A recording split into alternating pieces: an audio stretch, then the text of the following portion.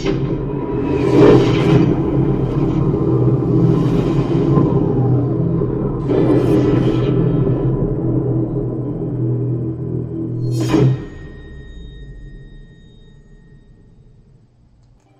up, guys? Coconut here with Utopia Games. Today I'm going to be bringing you a Alolan Golem budget deck tech. One of the reasons I'm bringing you a budget deck tech is we're having a budget tournament where you build a deck at 50 or lower on the value, and then you just kind of play that. So you go on TCG, you look at the market price, you add up all your deck, and it has to value 50 or lower. Getting a lot of buzz on this. A lot of people are sounding like it's going to be very, very fun.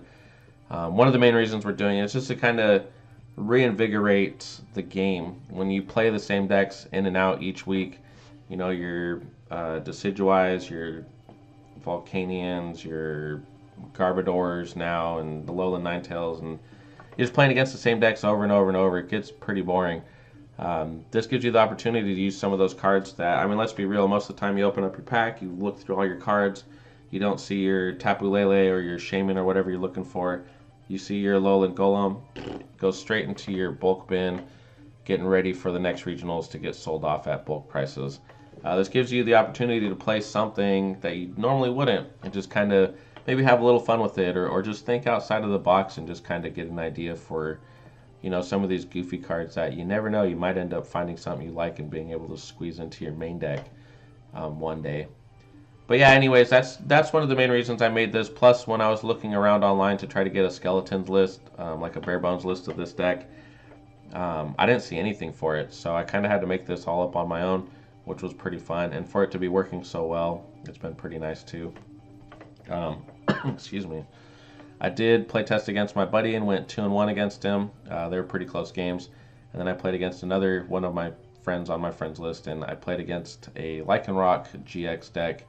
My weakness, which I did pretty well. I think I drew 4 prizes off of him, and then ended up just losing to weakness and kind of energy control, which, you know, not always the funnest thing, but it was nice to see that I could at least stand up to a relatively competitive deck.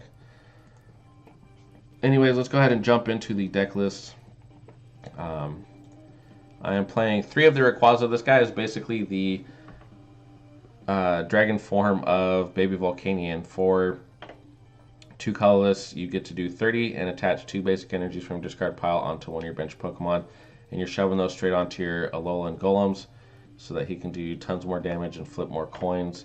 You use your Dragon Claw attack occasionally, not often, but enough that it's there, and don't forget that it's there, and sometimes that 80 damage can get you the KO. But he's mostly in there for Turbo Storm to put the energies on there. We play 3 of those. I was thinking of upping it to 4, but 3 is fine for now. This is the new Flip Teeny that a lot of people were talking about and got all excited, and I've seen nobody using it at all. Once during your turn, after you attack and flip coins, you can cancel all of those coin flips and reflip all of them. You can only do it once, so if you had 3 Flip Teenies on your bench, you can only reflip all the coins once. So generally you want to keep the other ones in your hand, just have the one on the bench, because you don't need him getting Lysandered out a million times and dying. You know, or losing it to Parallel Cities or anything like that. But there are 3 of those in there. Obviously, we're playing 4 of the Geodudes. His Rock Polish attack has actually come in handy quite a few times. You want to start out Rayquaza, but if you start out this guy, you can Rock Polish, retreat the next turn, and be good to go. Excuse me. 4 of him. 2 of the Alolan Gravelers, just in case you don't draw your rare candies, they get stuck in your prizes, you get item locked, whatever the reason may be. You do have 2 Gravelers just in case. I have never used his attacks. I don't think they're ever probably going to be used. He's just kind of the stepping stone to get you to the Golem. I am trying to go through this a little bit faster than normal because I do want to add a playthrough. It'll be the first time I've added one into the videos, but I want to try to keep the videos still at a relatively lower time. Alright, and here is your main attacker. 160 hit points, stage 2, Alolan Golem, and he just looks super cool. They definitely do a good job with this. His main attack is the Electromagnetic Rock Wrecker. For 1 lightning and 2 colorless, you flip a coin for each lightning energy attached to this Pokemon, and then it does 80 times the amount of heads. That's where the Flip Teeny comes into effect. You have 3 energy on here, you flip 2 tails, 3 tails, you just reflip them all, hopefully get better. Generally you want to have 4 or 5 energy on him though, because in your averaging about 3 heads per flip, which is 240 damage, and that's more than enough to knock out most Pokemon. Plus your Rayquaza's generally weakened up. They're guys with the couple of 30 hit attacks he does to get the energy on there. Heavy Slam actually is not a bad attack either. 1 lightning, 3 colorless. It does 200 damage minus. So this attack does 30 less damage for each colorless and your opponent's retreat cost. I played against a Greninja Break deck, so I was just straight doing 200 damage every turn. I didn't even use the Electromagnetic Rock Wrecker. I was just heavy slamming all of his guys to death because they have no retreat. That was a pretty fun game. It was a really close game. You definitely don't want to run into one prizers against this with this deck, but he does so much damage. It's just it was pretty fun. Very close, but I ended up squeezing that one out. He is the main attacker in the deck, and he is very good with the Fliptini. On to the items. I play 1 Field Blower, ditch some items in stadiums, pretty obvious. 2 Professor's Letters. This gets the lightning energies out of your deck so you don't have to draw them anymore. Along with, you want to pitch those energies as soon as possible to the Ultra Balls or your Professor Sycamores. You want this Rayquaza Turbo Storm to put all of those energies off the discard pile onto the Golems for free. So you get your 1 attach and then the 2 off of him. That's 3 in 1 turn. And then the next turn you could do 1 more attach and 2 off of him to have 6. Or even no attach and just the 2 from him to have 5. But try to ditch these energies to the Ultra Balls and the Professors as soon as possible. So that's what the Professor's Letters are in there for. To get them out of your deck so you don't draw them. And so you can pitch them or attach them if you need to. Excuse me. 3 rare candies. I thought 3 was enough. I've played 4 before in other decks, and 4 you just seem to draw them too often, and it just kind of fills up your hand. You don't really need the 4th. 3, obviously you want to skip the Geodude with the Golem as soon as possible. So those rare candies will get you there. 2 Super Rods. I was debating on these with the Pokemon Stretcher. I did occasionally need to put 1 or 2 energies back into the deck. So I think the Super Rods are fine for now, but they are very interchangeable. It got me my Rayquazas and stuff back into the deck if I needed them. You know, whatever Super Rods are in there for. 2 switches. Your Golem has 4 retreat cost. He will get Lysandered up from the bench with no energy on him. Quite often, you will need to switch with him. So both of those are in there in case one gets prized or, you know, whatever the case. It'll just help you draw them a little bit quicker. 3 Trainer's Mails. This gets you the rare candies, the Professor's Letters, the switches, whatever you need a lot quicker. 4 Ultra Balls. They are in here because they're in every deck. 4 Ultra Balls lets you get the Pokemon you need. Plus with the bonus effect of pitching those lightning energies to get them back with the Rayquaza. Very, very nice. 3 Versus Seekers. I had to play quite a few more draw supporters in this deck because we aren't running Shaymins or Octilleries or anything like that. I didn't want to jam up the deck with Octilleries and have more Pokemon to start out with that I don't want to, or more Lysander options, and I just didn't have room for them. Plus it is a budget deck, so I was trying to keep the budget a lot lower, so having Shaymins obviously or Lele's does not help with the budget. So 3 Versus Seekers. These are getting you the Professor Sycamores and the Kukuis a lot quicker. I wish I had a Professor X card. That'd be sick. 1 Lily. I was going to play 4 ends, but I thought that would be too many. Sometimes you just don't want to give your opponent cards if they have 1 or 2 cards in their hand and you end them back up to 6. It's just never a fun time. Plus, if you happen to draw the Lily first turn, you can always draw up to 8 with it. But the 1 Lily, every time I've drawn her, I've never wished it was an end, and I've drawn cards off of her, so it really didn't matter. So 1's definitely more than enough. 2 Lysanders, you want to bring out those guys that are being annoying and hiding on the bench, or sometimes it just pulls you out that sweet victory against the Shaymin when you're just blasting them away with this lightning attack. 2 ends, not playing those Shaymins and all that stuff, like I said, so you need your draw supporters, you need to draw them quick. 1 Kukui, I did run into the problem where I needed to get an extra 10 damage quite a few times with the heavy slams, or the Dragon Claw needed that extra 10 damage to knock guys out. So 1 Kukui I thought would be definitely more than enough. It gets pitched in your graveyard often. You can just Versus Seeker if you need it. Hopefully it's not your only draw supporter for the turn, because drawing 2 cards is not enough. But it is in there, so when you need that extra 20 damage and to draw 2 cards, not bad. 4 Professor Sycamores, 4 in every deck ever. You definitely want to pitch your lightning energy with them, though. Use your Professor's letters, get them in your hand, Professor Sycamore, all that garbage away. Put those lightning energies right onto the golems. 1 Skyla, she's in here more to get the rare candy more than often. I wasn't getting a rare candy with her, I was getting the Ultra Balls. And even a couple of times I had to get a couple draw supporters. So 1 of her I thought was fine. I did get a switch once or twice with her too. But you don't need to play more of her. She doesn't need to be drawn that often. But when you did, it was fine. 3 DCEs is your hopefully, so you don't have to power up your Quazzle for 2 turns. You can just dump them straight onto him. Excuse me, I'm losing my voice. Sometimes I had 2 electric energy. Dropping the DCE lets you flip for the electromagnetic rock wrecker, but generally 2 electric and the DCE was letting you do the heavy slam to try to get some knockouts if you just for whatever reason couldn't get the electrics on him. But hopefully those are just for the Rayquazas to power up the Turbo Storm to start getting you more energies. And then there are 10 electric energy in this deck. Any more or less, you're drawing them too often or you're not drawing them enough and you need them so that you can pitch them with the Ultra Balls and the Professors or just hard attach them to the Golems. But either way, you do need to draw a couple and you do need them more often than you think. But you don't want to draw them every turn. So 10 I thought was a pretty good number. I've played other decks where I've played 11 and less. 10's just a good number. You can experiment with that a little bit, but I think you'll find that 3 DCs and 10 lightning is definitely the sweet spot for the energy number. But anyways, yeah, that's the deck. Alolan Golem being the MVP of the deck. Hopefully you can, see some electromagnetic rock wreckers for crazy amounts of damage. But anyways, let's go ahead and jump into a game. Oh yeah, before I jump into that, this deck totaled out to $43.38. So it definitely met the requirement for 50 and lower.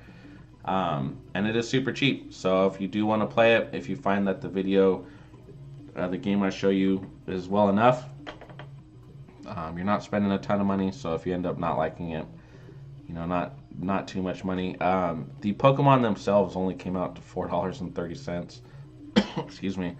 So if you have all of the items already, you're literally only spending $4. Like, don't buy a pack. You can buy all of these guys, and then you have the deck completely made. I think I traded 1 pack for 4 Fliptinis and 2 Golems off of some people on trades. So if you are trading online, it's only like 3 or 4 packs worth of cards to get all of these too. Obviously in their non-full art version.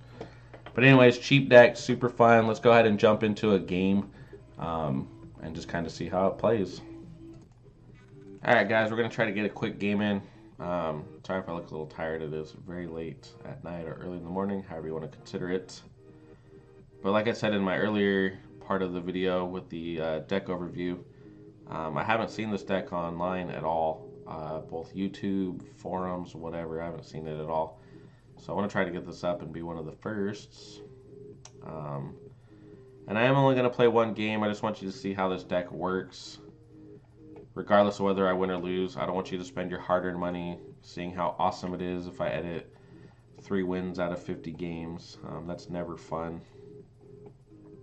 I see that happen a lot more often than not. We get a lot of kids who come in and they're like, oh yeah, I watched so-and-so's video and he was playing, Ninetales EX, some garbage, whatever. And then they spend all their birthday money or whatever on the deck. And it just doesn't do as well because they only, the only video that they're watching is someone's deck that had 4 wins, but they played 50 games and just edited it straight into it. Alright, well, this is not the best hand in the world, but it's not the worst either. I'm going to be able to Ultra Ball these out of here to grab the, what do I have right here? I have the stage 1, so let's go ahead and grab the stage 2. Mr. Golem. If I have to hard evolve, that's fine. I could always search for other stuff later, or end if I need to. But we're going to go ahead and end our turn there. Um,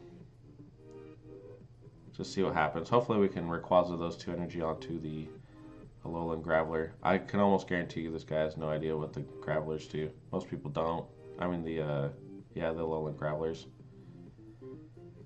But yeah, one playthrough, win or lose, you'll see how the deck runs, decide whether you actually like it or not, or if you feel maybe you can improve upon it. So that would be fine too.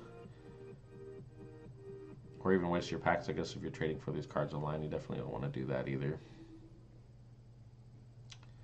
Let's see, he can attach 5 energy from discard pile to your Pokemon. And you're like, wow, he can get some Vulpixes. I mean, Volcanions, Vulpix. He gets some Volcanions powered up almost immediately.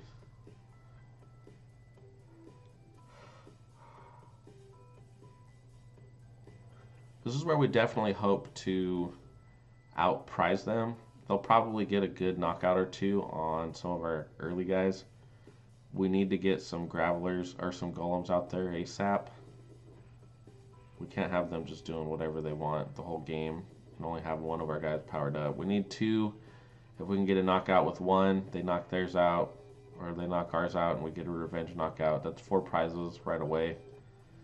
And at that point in time, you really only have to Lysander out the Shamans or the Hoopas and just sit there and watch them. Try to figure out how to get them back onto their bench.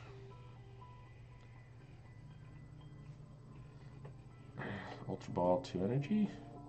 Nope. During your opponent's next turn, if this Pokemon is damaged by attack, put 8 damage counters on the attacking Pokemon. Oh, that's bad. Definitely a no bueno right there.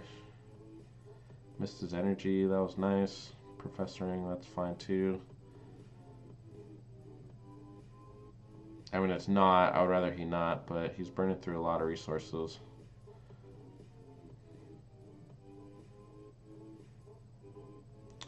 He hit 1.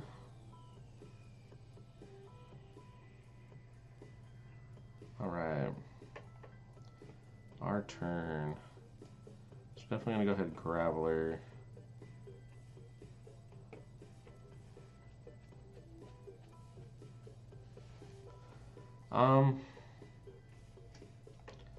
Just attach the energy here.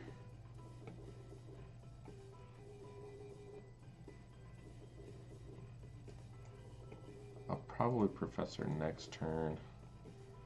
So let's go ahead and get another Geodude down. We need these guys rolling right away. No pun intended. 30 damage, not a ton. Let's retreat on that 3.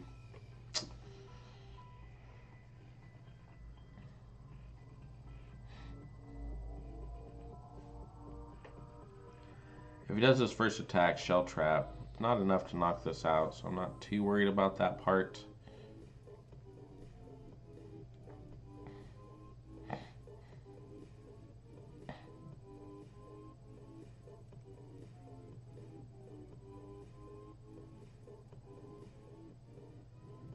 It's interesting to see what he's going to do.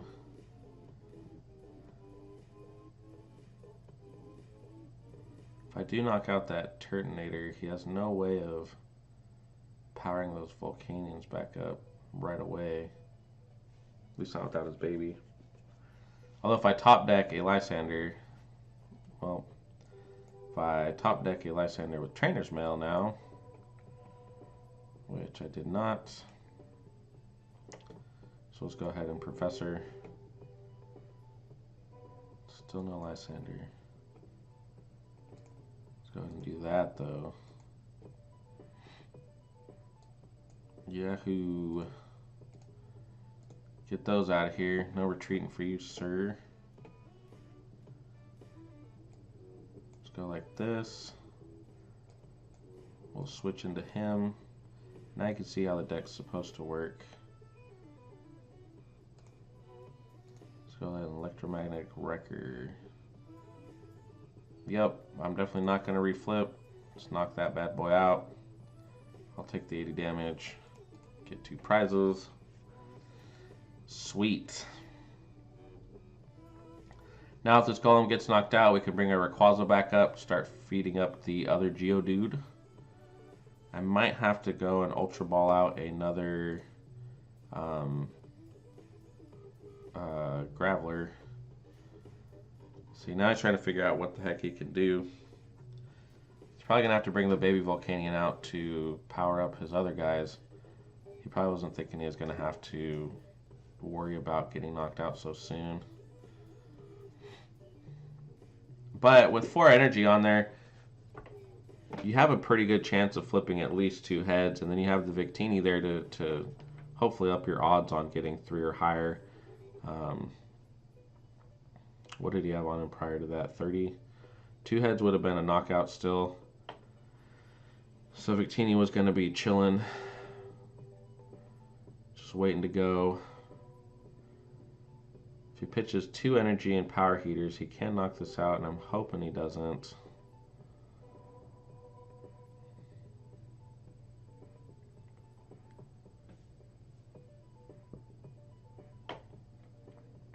Sycamore, yeah, that's probably going to get him the energy he needs.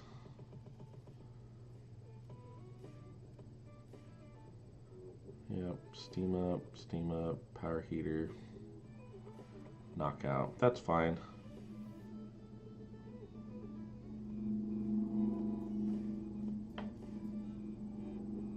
Or not knockout. Nice. This is where we hope we top deck that Lysander.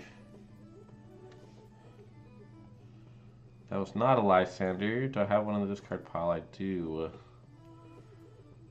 Okay, so let's go ahead and Ultra Ball first. We're going to ditch our N because that'll end up hurting us.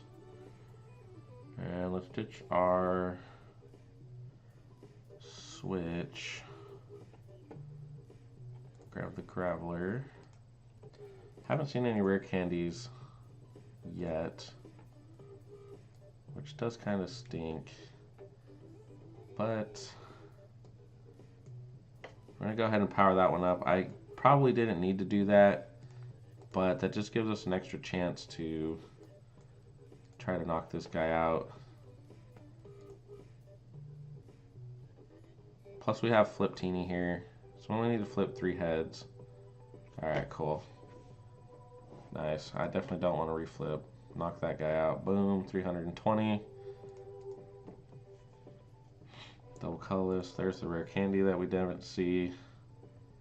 Well, I'll be able to DCE onto the Rayquaza, add an Alolan Golem. Oh, nice. Or he'll just concede. That's how this deck works. Look at that top tier deck. Just getting straight dumpstered by this. Awesome. Let's check out their deck. Carbonate, kind of weird, but okay. They have the Turtonators, Volcanions, Max Elixirs, all that good stuff. And Professors, Energy. Yeah, this looks like a pretty standard build, with the exception of only playing 2 of those, but I guess if you have your Hoopas and stuff, you don't really need them as much. Anyway, so that's how the deck works. It's a very, very fun deck. Like I said, it can just get randomly going and do tons of damage. I mean, 320 to that Volcanion. That guy probably has no idea what the heck was going on when he saw the Alolan Golem. I mean, Geodude, he probably just assumed that I was playing a starter deck of some sort. Most people do when you play weird, goofy, oddball stuff like this. But this is how the deck works. Hopefully you liked it. Like I said, this was the first game I played right after the deck intro. I think it's very fun at less than $45. I mean, you really can't go wrong. I mean, it'll just beat a relatively top tier deck. Granted, I did have a pretty good hand, and he probably had no idea what was going on. But I have a feeling you could do that a lot at tournaments, especially your locals. If you just come sneaking in with this deck and people are just like, what is going on here? Ink out a couple of wins and maybe even top. Which would be very nice to hear if you did.